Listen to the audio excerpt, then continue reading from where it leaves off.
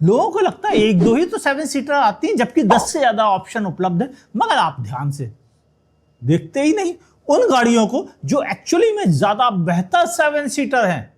यही जानते हैं कौन सी गाड़ियां आपके बजट के अनुसार बेस्ट 7 सीटर हैं और उन्हें किस वजह से खरीदना चाहिए।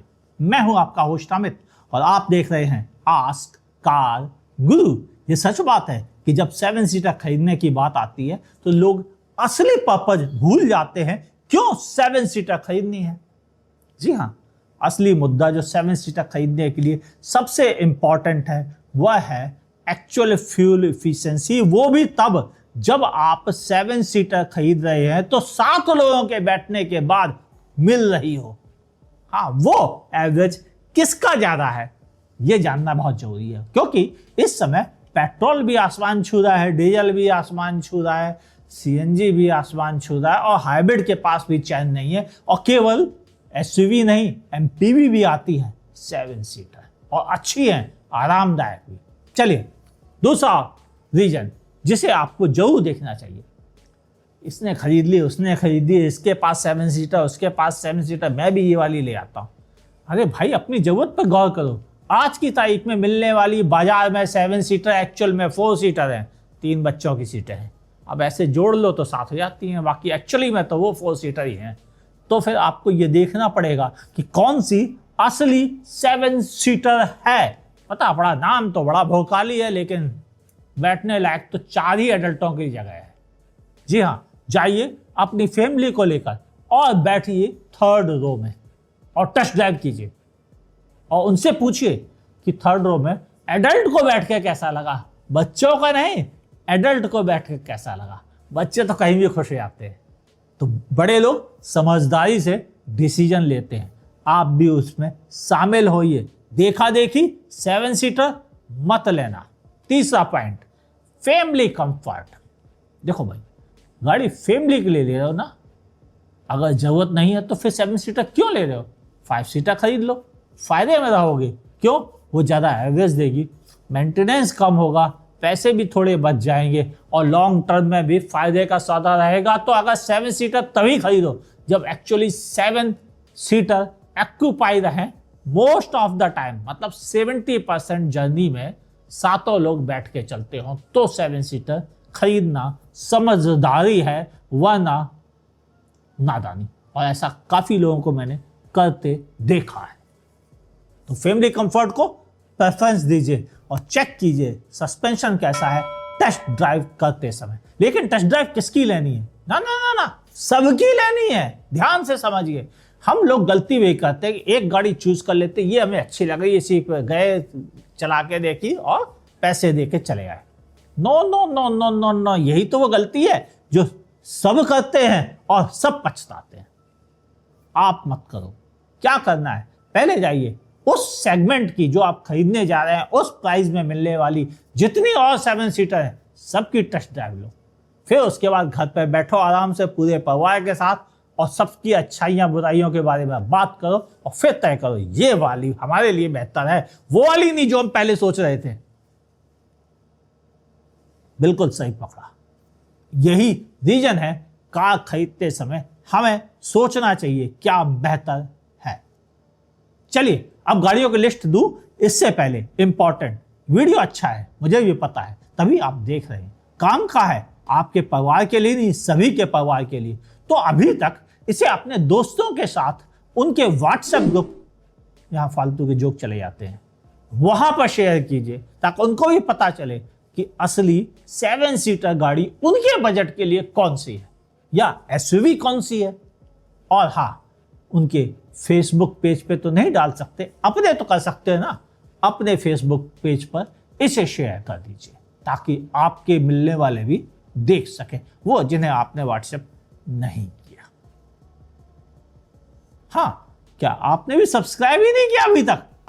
हद तेरेगी।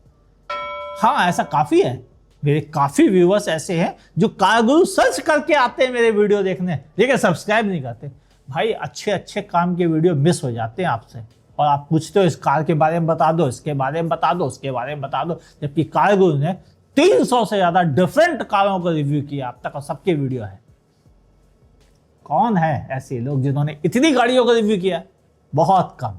इसीलिए कह रहा हूं सब्सक्राइब कर लीजिए, मौका अच्छा है और आपको नोटिफिकेशन से पता चल जाएगा कायो का वीडियो आ गया है। और सवाल पूछना भी आसान है, क्योंकि अगर आपने 60 मिनट के भीतर सवाल पूछ लिया वीडियो पब्लिश होने के बाद, तो रिप्लाई 99% मिलता है सभी को। चलो बात करते हैं वो गाड़ी जो खरीदनी चाहिए। बजट 10 लाख से कम का है तो आपके पास ऑप्शन ही नहीं है।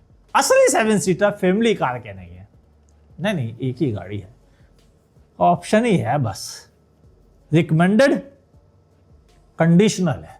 आपको 7 सीटर चाहिए, बजट है नहीं किसी भी हालत में बढ़ने लायक, तो आप कंसीडर कर सकते हैं इस गाड़ी को ओकेशनली 7 सीटर के तौर पर। और ये है रेनो की ट्राइबर। छोटा इंजन है, पावर भी कम है, सब पता है, लेकिन 7 लोगों के आराम से बैठने की जगह है, ये भी सबको पता है।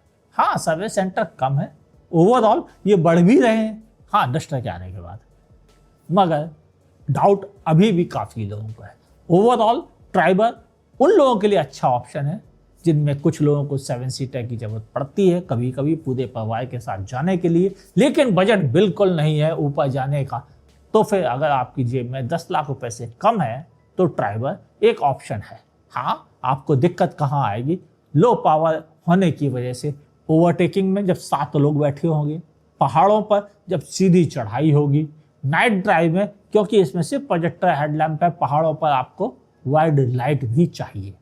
उम्मीद है अब आप पूरी बात समझ गए होंगे। तो फिर क्या करना है? बजट बढ़ाइए और बेहतर कार की तरफ स्विच हो जाइए अगर आपके पास ऑप्शन है, या आप थोड़ी ईएमआई संभाल सकते हैं। चलो अब बात करते हैं 10 लाख से अबव साइज वाली गाड़ियों के बारे में कि क्या आपके लिए बेहतर रहेगा, वो भी 14-15 लाख रुपीस तक। किया कारेंस क्लाविस बहुत अच्छा ऑप्शन है। एक एसयूवी जैसा फील मिलता है, petrol, naturally aspirated, GDI, diesel, electric, इतने सारे ऑप्शन आपको मिल जाते हैं कारेंस क्लाविस के साथ में। अगर आपको कम चलना है, सिटी में ज़्यादा चलना है, तो पेट्रोल, नेचुरली एस्पिरेटेड अच्छा ऑप्शन है। हाईवे ही हाईवे चलना है, खूब ज़्यादा चलना है, 2,500 या 3,000 किलोमीटर, तो फिर डीजल एक रियली अच्छा ऑप्शन है। मगर अगर आपके घर में चार्जिंग की सुविधा उपलब्ध है और आपको सिटी में ही ज़्यादा चलना पड़ता है और खूब चलना पड़ता है, तो पैसे बचाने के लिए इलेक्ट्रिक अच्छा ऑप्शन है। मगर इसके अलावा क्या भाई? इसके अलावा है ना अपनी जानी परखी पहचानी हुई 7 सीटर। अरे आपको नाम पता है, मारुति सुजुकी आर्टिगा। हाँ, आर्टिगा, रूमियन दोनों एक ही गाड़ी है, बिल्कुल चेंज नहीं है, ना बिल्ड क्वालिटी में ना किसी चीज़ में, दोनों एक ही फैक्ट्री में बनती है। आर्टिगा सक्सेसफुल प्रोडक्ट है। शायद आपको एक छोटी सी बात समझ में आ जाए अगर आप समझने के लिए तैयार हो। पूरे वर्ल्ड में जहां कहीं भी टैक्सी में कोई गाड़ी चलती है, वो इस बात की पहचान होती है क्योंकि टैक्सी वाले उन्हीं गाड़ियों को खरीदते हैं जिनका मेंटेनेंस कम होता है, जिनका एवरेज ज़्यादा होता है और जो ज़्यादा रिलायबल होती हैं। आर्टिगा फैमिली 7 सीटर के तौर पर तो सक्सेसफुल है, लेकिन टैक्सी में भी काफ़ी पसंद की जाती है और मेरे हिसाब से ये एक रियली बहुत बेहतरीन ऑप्शन है 7 सीटर कंसीडर करने के लिए। पेट्रोल और सीएनजी दोनों ऑप्शन है। अगर आपके शहर में आसपास ही सीएनजी पंप है और आपको 1800 किलोमीटर से ज़्यादा चलना पड़ता है, तो सीएनजी कंसीडर करने में कोई बुराई नहीं है। नहीं तो पेट्रोल एक रियली बहुत अच्छा ऑप्शन है। 6 सीटर में एक्सेल 6 भी, लेकिन हम तो 7 सीटर की बात कर रहे हैं। तो अब क्या एसयूवी? देखो, एसयूवी फैमिली चाहिए तो कारेंस, और अगर फैमिली एमपीवी चाहिए तो आर्टिगा बेहतरीन डील है। लेकिन अगर आपका ऑप्शन मन 15 लाख से ऊपर की गाड़ियों में है और 25 लाख रुपए तक का बजट है, तो क्या करें? देखो, एसयूवी भी आती है और एमपीवी भी। पहले बात करते हैं एमपीवी की। इनोवा क्रिस्टा डीजल मैनुअल, और कोई ऑप्शन में आती ही नहीं है। तो अगर आपका रनिंग अच्छी खासी है और आप डीजल रियली यूजफुल है, अच्छी खासी का मतलब 2500 किलोमीटर, तो आपको इस गाड़ी के बारे में आंख बंद करके बढ़ जाना चाहिए। फीचर्स नहीं है वो फैंसी वाले, वो शायद कुछ भी नहीं है, लेकिन भरोसा है। और इसीलिए सारी दुनिया में टैक्सी में सबसे ज़्यादा कारें टोयोटा की बिकती हैं। इंडिया में भी इनोवा काफ़ी टैक्सी में चलती है, मगर अफसोस की बात है केवल और केवल मैनुअल डीजल में ही उपलब्ध है। मगर अगर आपको एसयूवी चाहिए फिर क्या, महिंद्रा स्कॉर्पियो एन। लेकिन ये एक्चुअल तो 4 सीटर है, लेकिन 3 लोग और बैठ जाते हैं इसमें, क्योंकि थर्ड रो में वो जगह तो नहीं है।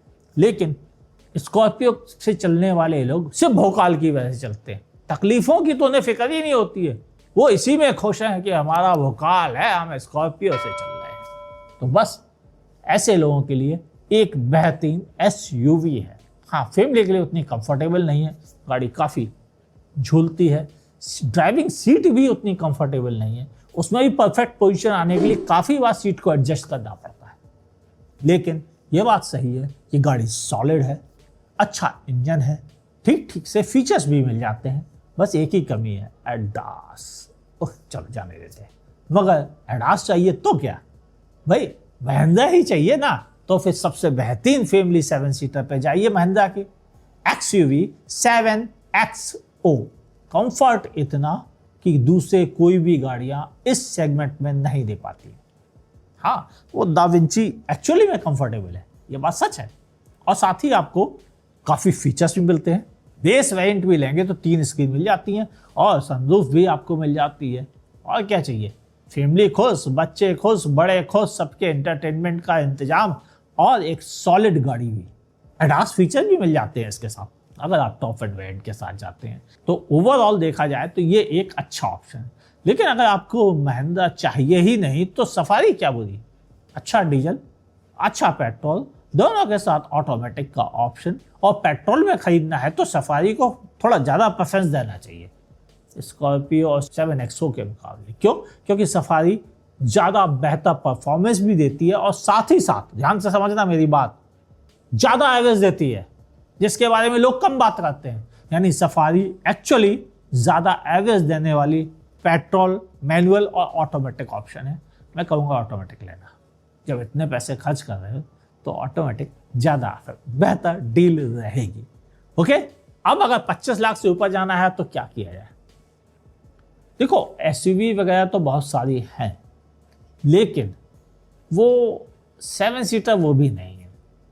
35 लाख रुपए तक इनोवा हाई क्रॉस हाइब्रिड, जो ECVT और ऑटोमेटिक कह सकते हो आप, उसके साथ आती है। रियली 7 सीटर है, 7 एडल्ट बैठकर इससे जा सकते हैं।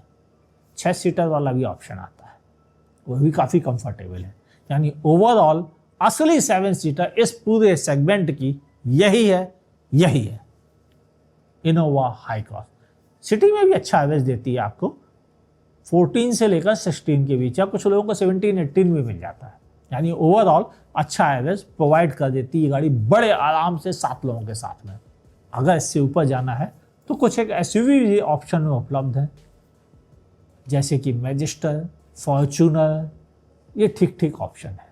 मगर मुझे लगता है फॉर्च्यूनर ओवर प्राइस्ड है, और मैजिस्टर के बारे में लोग बात ही नहीं कर रहे। क्यों? पता नहीं, क्योंकि अच्छा प्रोडक्ट अधिकतर काफ़ी लोग निगलेक्ट कर देते हैं। और अगर इससे भी बेहतर 7 सीटर चाहिए तो जेब में 1 करोड़ रुपए से ज़्यादा लेके बैठिए। रियली ऑप्शन देता हूँ आपको, किया कार्निवल, दूसरा ऑप्शन MG M9, तीसरा ऑप्शन टोयोटा वेलफायर, चौथा ऑप्शन मर्सिडीज V क्लास। यानी ऑप्शन बहुत सारे हैं, मगर सब 1 करोड़ के आसपास के हैं, अगर या उससे ऊपर के हैं। तो अगर आपको इतना खर्च नहीं करना है और बेहतरीन मज़ेदार गाड़ी चाहिए तो ये लिस्ट दोस्तों के साथ शेयर कर दीजिए, उनके फेसबुक पेज और व्हाट्सएप ग्रुप में। उनके नहीं, अपने फेसबुक पेज पर। हाँ, अगर आप फेसबुक पे देख रहे हैं तो मेरे पेज को लाइक फॉलो कर लीजिए। यूट्यूब पे देख रहे हैं तो प्लीज़ सब्सक्राइब कर लीजिए। मुझे मालूम है आपको हमेशा आदत पड़ गई है कार गुरु लिख के वीडियो देखने की, मत देखो ऐसे। सब्सक्राइब करो और फिर देखो आपका होम पेज पे काम वाले ही वीडियो ना आए तो बताना मुझे। सब्सक्राइब कीजिए, नोटिफिकेशन ऑन कीजिए और देखते रहिए आस्क कार गुरु को।